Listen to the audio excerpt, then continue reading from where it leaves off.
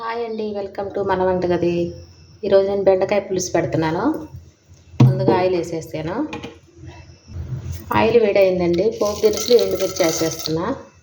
తాలింపులు వేగిపోయాయి కదండి. ఇప్పుడు ఉల్లిపాయ ముక్కలు, పచ్చిమిర్చి ముక్కలు, కరివేపాకు మిక్స్ అయ్యేలాగా కలిపేస్తున్నా. ఏదక్క ఏం కూర చేస్తున్నావు? ఈరోజు నీకు ఇష్టమైన బెండకాయ పులుసు పెడుతున్నాను. అవునా? చాలా బాగుంటుంది చూడు.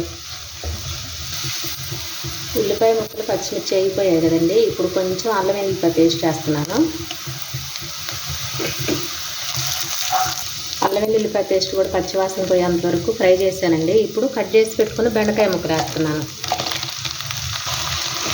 ఇప్పుడు బాగా మిక్స్ అయ్యేలాగా కలుపుతున్నాను. ఇప్పుడు ఈ పులుసుకు తగినంత సాల్టు, తగినంత పసుపు, దీనికి సరిపడా కారం, ఇప్పుడు మొత్తం మిక్స్ అయ్యేలాగా 5 నిమిషాలు మూత పెట్టి మగ్గించి, ఒక 5 నిమిషాలు మూత పెట్టి మగ్గించుకున్న తర్వాత తగినంత చింతపండు వేస్తున్నా. ఇప్పుడు వాటర్ వేస్తున్నాను. ఇందులో ఈ పులుసుకు తగినంత వాటర్ వేసాను కదండి. ఇప్పుడు మూత పెట్టి బాగా ఉడికించుకుంటాను. వావ్, మంచిగా ఉడుకుతుందండి పులుసు. ఒకసారి కలబెట్టుకొని ఇప్పుడు ఇందులో దీనికి తగినంత బెల్లం వేసుకుందాం. ధనియాల పొడి, కొత్తిమీర.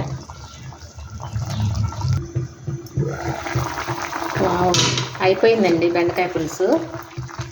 ఉడికిపోయింది. దీనికి కాంబినేషన్ ముద్దపప్పు చాలా బాగుంటుంది.